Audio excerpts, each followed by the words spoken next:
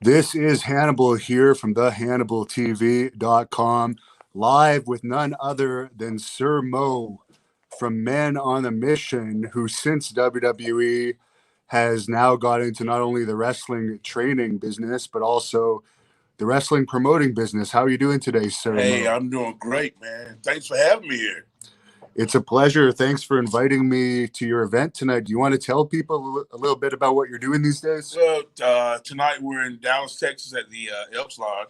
Sword Championship Wrestling is one of three different promotions that I produce, along with CKW, Championship Wrestling, in Little Rock, Arkansas, and Southern Extreme Wrestling in Memphis, Tennessee. Tonight at Dallas Elks Lodge, bell time 7:30 p.m. Just our normal monthly show that we've been doing here at this location about 5 years, and we're excited to be able to continue to do this. Now, when you left WWE, did you get right into training people, or did you do other stuff?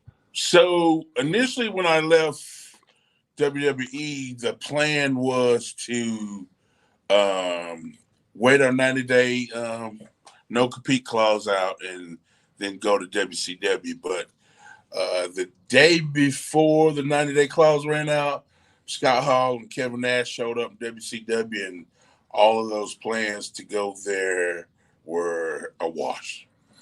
That's right, because I remember a rumor that at one point it was going to be Mabel that was going to be the other NWO member. Yeah. I never had conversations. I never had conversations with anyone there. Everything was through Nelson, but apparently the idea was to go there, and then that fell apart. And then once that fell apart, I started training people the rest. I see. And how did you yourself get started in the business? Gene Anderson and Minnesota Record Crew had a school there in Monroe, North Carolina, and I met him at an indie show, and I joined the school. That was the summer of 1990, and then I met Nelson King Mabel about 2 months later, and I guess the rest, as you know, between he and I and the Men on the Mission characters is history. How did Gene Anderson treat you? Because he's a bit of a controversial character. Well, Gene was tough, man. Gene was tough, no nonsense.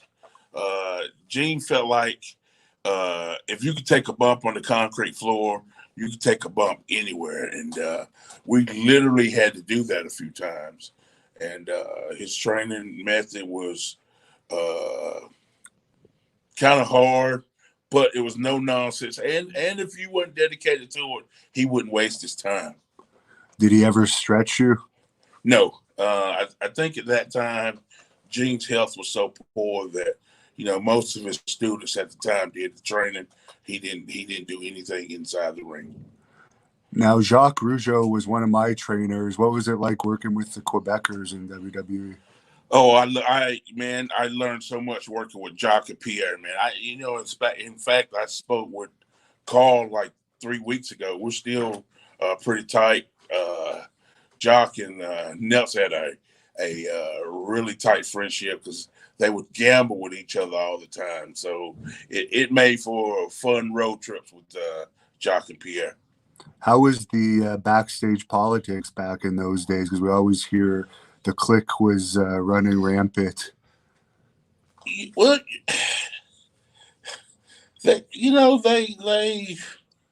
I only had issues with the clique or one member of the clique, Shawn Michaels, one time. But other than that, man, they never really bothered myself and Nelson. I remember when they had issues with Jacob and Eli Blue. I remember when they had issues with Shane Douglas. But as far as Nelson, I had that one incident with Shawn Michaels where he and I almost got into a fight. But other than that, I didn't have any problems. I got to ask you about that incident. Did you bring it up? What happened there? Well, so it's funny because I didn't understand until a few years ago exactly where Shawn Michaels was coming from. But on this particular night, we were in Israel, and Nelson got sick, And so they sent him back to the hotel. And so instead of being able to work a tag match with the head shrinkers, myself and Samu had to work a singles match. Well, Fatu was upset. Shawn Michaels was pissed off because he felt like Nelson should have, at the very least, walked down to the ring, stood ringside, and we still have a tag match. That way, back in the day, if you didn't work, you didn't get paid. So everybody earned the payoff that night. And he came out of the shower. We were standing there in the dressing room and basically assaulted me. And we had words. I basically threatened to kick his ass if he ever touched me again. So that basically is what happened. I ended up getting, I guess, starved for 9 months is what they call it. And then right after that, Nelson and I went to a little short program with Shawn and Kevin Nash. But all of that stuff, I was so pissed off about all that stuff. I didn't even realize that a year after it happened, it was over. Now, Oscar was your manager. Is it true they just basically found him in the crowd? Well, actually what happened was it was WrestleMania 9 at Las Vegas. Oscar's a freestyle rapper, and he was doing the opening act for Andrew Dice Clay. He met Vince McMahon, Jerry the King Lawler, and Macho Man Randy Savage when they were doing WrestleMania 9 at Caesar's Palace. He met him in the elevator, and he did a freestyle rap for him, and that's how they discovered Oscar. I see. Did he have any heat or ribs played on him ever, since he wasn't really a trained wrestler? They physically abused Oscar. One time on his birthday in Florida, they beat him with some type of board or something, and they beat him really bad. And then one time, I think we were in Michigan or Wisconsin or something, they all taped him to the urinal, ripped his clothes off, and covered him with shaving cream or something like that. But yeah, they pretty abused him. Yeah, they abused him. Who found him when he was taped to the urinal? Well, Nelson and I, found him, but they abused him that night. I think they did everything, man. I think they pissed on him, covered him with shaving cream. They had him taped to that urinal, man. Closed down. But he was. The beautiful thing about Oscar was he would just shake that stuff off and laugh it off, and he wouldn't make waves. He just okay. He knew that he was in a hostile environment. And is it true that there was an original Nation of Domination in the USWA that you were a part of? There was a version of that. I don't know. I wouldn't be the person to say that it was the original version, but I know that Jamie and Wolfie D, a PG-13, were part of the original version. And so they were also part of the version in Memphis, along with myself, Tracy Smothers, Reggie B. Fine, Miss Texas, or Miss Jacqueline was a part of it. It's Queen Moesha. So, I was part of that version. I don't know if that was the original version, but I was a part of that. Reggie B. Fine is an interesting character. Are you still friends with him? I actually just saw Reggie about 4 weeks ago at a show in Memphis, Tennessee. Reggie is well, you did an interview with Reggie, so you know how Reggie is. Yeah, I actually like him, but he's a controversial guy, to say the least. He's very controversial. When they brought Nelson back in as Viscera, was there ever any talk of bringing you in? You know what? When I left there in 1996, after suffering depression and a suicide attempt, I told myself I would never go back. So I never attempted to go back. When Nelson went back, there was a discussion between, from what I'm told, this is hearsay, but from what I'm told about another talent's wife who I was best friends with, that there was a discussion between Vince and one of the top talent about bringing them back, and that top talent said to Vince, if it helps the company, then I'm okay with it. You know what I mean? But I won't work. And so they brought him in. He did the thing with Ken Shamrock. That was like that King of the Ring thing. And everything went well. And so they brought him back. And I'm glad he was able to go back and get another opportunity.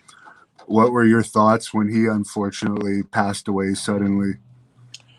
It was crazy, man, because I had just talked to him the night before, and we had just had a conversation about there was a lot of stuff that we hadn't done that we still needed to do, that we still needed to prove to people that we were one of the best tag teams in the business, you know. And that's why I try to keep his name alive right now. One of the things about I really don't like to do podcasts, but this is one that I really wanted to do because I wanted to set the record straight on a couple of things. Number one, I learned a lot from that incident with Shawn Michaels, and I was pissed off at him for a long time because I didn't understand, but I learned from it. And what I learned from it helps me teach my students today, helps me be a better coach. But number two, Nelson Frazier was probably one of the most talented big men in the business. And the only thing people talk about is 3 or 4 people that got hurt in the ring when they was wrestling against Nelson. Now, what they don't talk about is that Nelson at the time was 18, 19, 20-year-old kid that nobody took under their arm to mentor. No, other than wrestling training, you know, him and I, after Gene passed away, working out with each other, we never had mentors. So nobody ever said, hey, kid, come here and let me teach you this. Hey, kid, if this situation right here happens, here's how you deal with that. He never got that, and, so people, the only thing they want to remember about Nelson is that he hurt people. Yeah, he hurt 4 or 5 people, you know what I mean? But that doesn't describe the talented person he was or the decent person that he was. The guy was a beautiful person. He was young. Everybody in this business has hurt somebody at one point in time. You know what I mean? And I just don't want his legacy and people that come now. The only thing that they hear is, yeah, I heard how you hurt a bunch of people. No, he hurt 5 people in the span of having a job up there 8, 9 years. I mean, 5 people in 8 or 9 years. I've seen where Vader's hurt 5 people in a year working at WCW. So, it might piss people off, but no, Nelson was a great person.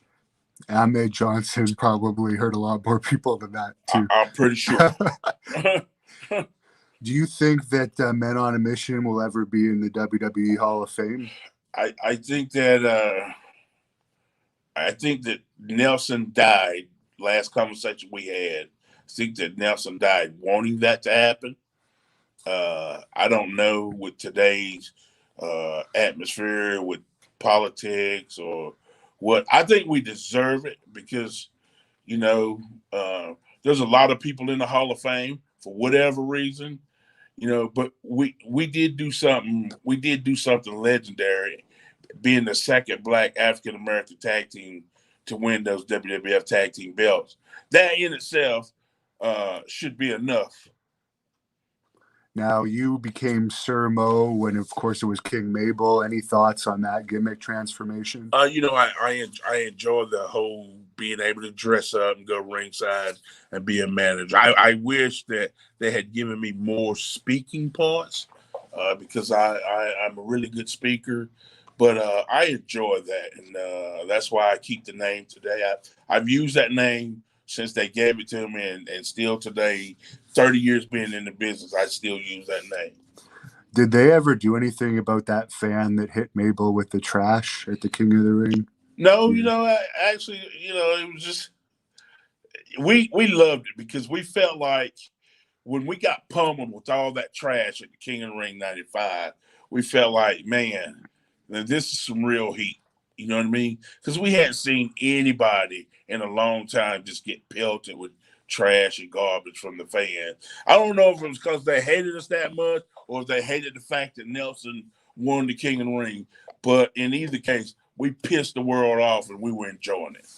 What advice would you give heels out there watching as a trainer for being a heel? Honestly, man, I would say be aggressive. Don't waste time yelling and screaming at fans. Piss them off by the work that you do in the ring. You don't have to stay. I mean, it's easy to yell at somebody and cuss them out, and they yell back at you and call you an asshole or something. But when you can have somebody on the front row want to climb that rail and come in there and kill you because you're killing their hero in the ring, that's when you're doing a great job as a heel. Did you have much interaction with Sonny backstage? Me interaction with Sonny. I'll say this. The last time Sonny and I had a conversation, because I was the first person that knew about Sonny and Shawn Michaels' relationship. The last time Sonny and I had a conversation, Sonny said, bro, you know you could have been the Intercontinental Champion. You could have had any belt you wanted to if you'd have just used the fact that me and Shawn was sneaking behind everybody's back. Yeah, I had conversations with her. I had interactions with her. I knew about her and Shawn Michaels long before anybody else other than the Clique. How did you know? Well, because I walked in on them several times, and I walked in on them several times, and I remember there was one time in San Jose where Chris Candido, Justin Credible, and somebody else were sitting in the lobby with Sonny, and I was in my hotel room. The back, it was like a balcony circle in San Jose, and I was on the balcony in my room, and across the way on the other side was Shawn Michaels' room. Kevin Nash's room was right across, and I sat there and I watched Sonny leave the table with Chris Candido, get on the elevator, go upstairs, and sneak in the Shawn Michaels' room, and him look across at me and go, and I'm like, no, I didn't see it, but I saw a whole lot of their stuff, man. So it was just I saw that stuff, and I probably could have snitched it off because many times I sat with Chris as he was heartbroken, because I was a lot of free time, and I sat with Chris many times. He was heartbroken over what was going on, but I couldn't bring myself to tell him what was going on. So. Yeah, it's unfortunate. Some people say that he actually knew about it and liked it, but you're saying that he probably wasn't happy about it. I know he was unhappy and he was upset. I can't say with 100% certainty that he knew about it at the time that I knew about it, because it was fresh and it was brand new. But I remember many days when he sat around and he was upset, but I can't imagine Chris knowing about it and was just okay with it. There's a fan on here that wants to know if you have any memories of the WrestleMania 10 European tour the week after. Yeah, it was. I think that was. I want to say that was the first time I'd ever gone overseas, and it's crazy, man. Because when you land at the airport, the fans are there, and they follow you all. I mean, we're talking about from one city to the next city. It's like 8 hours, and it's the same fan caravan and following the bus. You have heels on one bus and baby faces on another bus, and those fans are. It's like the Beatles when WWF come to town. The fans are just crazy, and they follow you from town to town. I enjoyed them European tours. Now, what does SOAR actually stand for? The initials of your company? SOAR. So the creator Denise Jones, she's a Marine, and we would always and I was in the United States Army, so we would always have these conversations about which branch of the service was the best, and of course, you ask many people and they'd say the Marine Corps, and so she came up with the Marine Corps always stands out above the rest, and that's where that SOAR came from. She created it. There's a fan on here that wants to know what city had the best food when you were touring. What city had the best food? You know what? It was the first time I'd ever tried it, but I thought it was great. Providence, Rhode Island. I went to this Chinese restaurant, and it was the first time I'd had the cottage cheese rangoon, whatever they call those crispy things with the cottage cheese. Yeah. It was I fell in love with those things. And then the last time that I was there, which was the night the Undertaker got his orbital bone broken, I had some, and the cheese, cream cheese is what it was. The cream cheese was bad, and I got sick. And what used to be my favorite food, I can't even eat it now. Did you get along well with the Undertaker? Oh, me and Mark was real tight. Me and Mark was very tight. Very, very tight. What would people be surprised to know about him? About Mark? Yeah. He's just a normal human being. He's just a normal human being. There's a fan that wants to know how you liked working with Raven when he was Johnny Polo, managing the Quebecers. Oh, Scotty was a lot of fun. We actually came to WWF the night Nelson and I tried out. Me, Nelson, and Johnny Polo actually rode in the same rental car, flew on the same plane for a tryout that night together. We all came over from Memphis together. So Johnny Polo was cool. Scott Levy.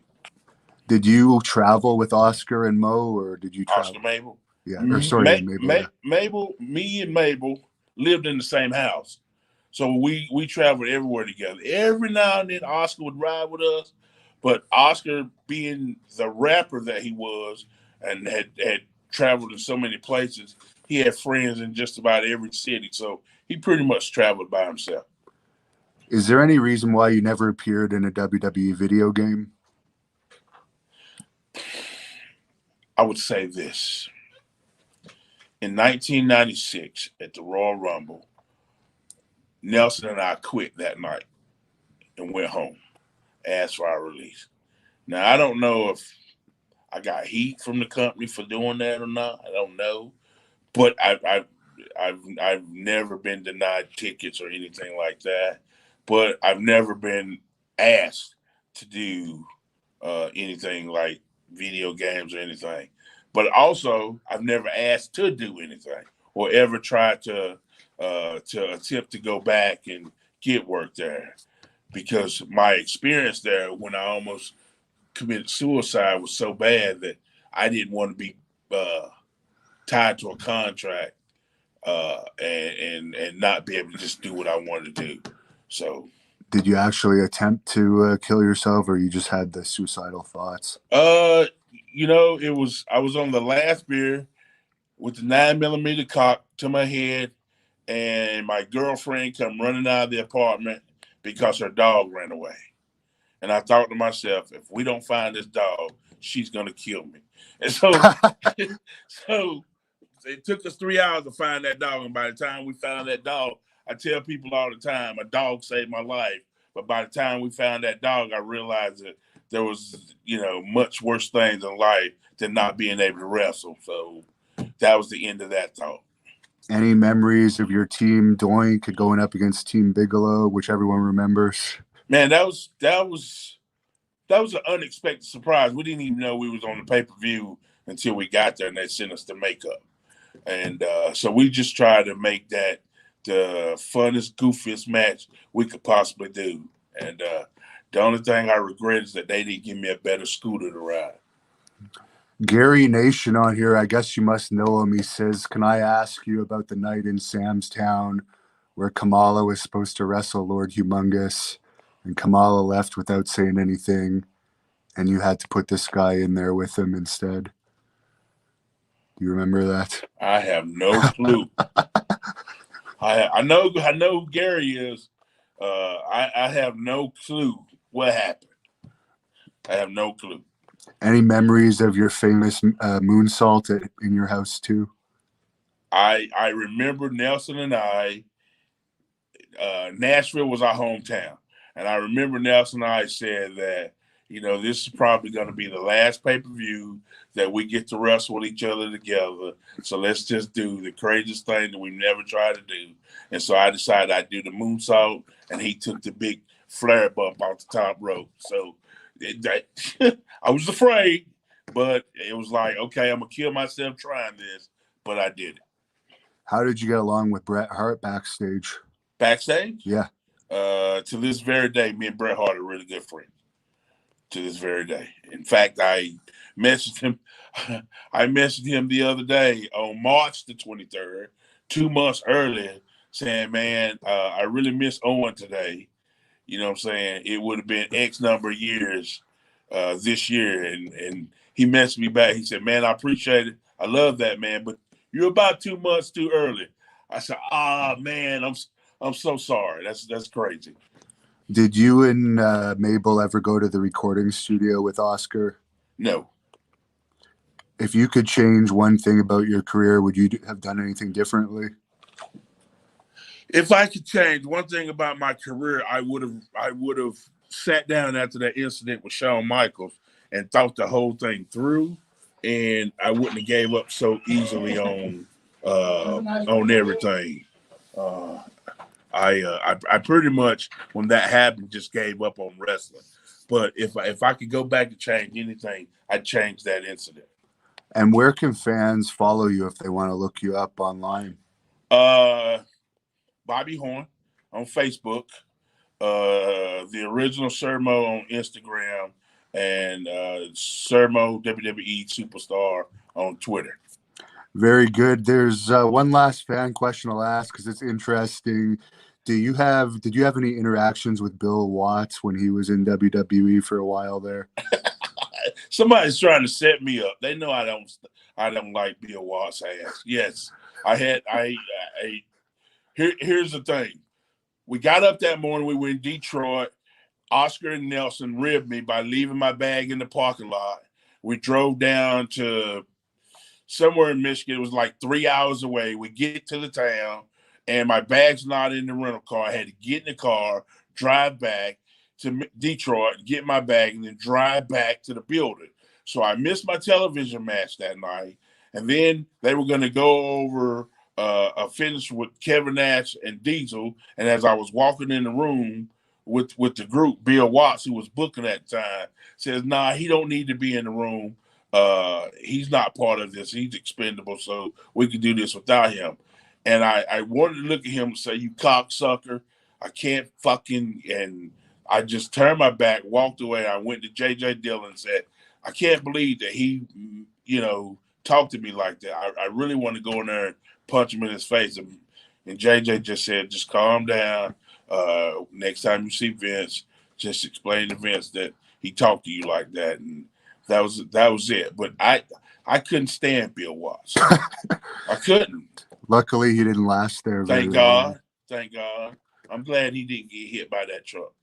Well, very good. I appreciate you talking to me. Hopefully, we can do another one when you're not so rushed sometime. But good luck on your show tonight, Soar. And people can. How often do you run here in Dallas? We're at the Dallas Elks Lodge every first Saturday of the month. Every third Saturday, we're at Chaotic Kingdom Wrestling in Sherwood, Arkansas, and every fourth Saturday, we're somewhere around Memphis, Tennessee, or Forest City, Arkansas, with Southern Extreme Wrestling. All three of those promotions are part of the OIWA, which I founded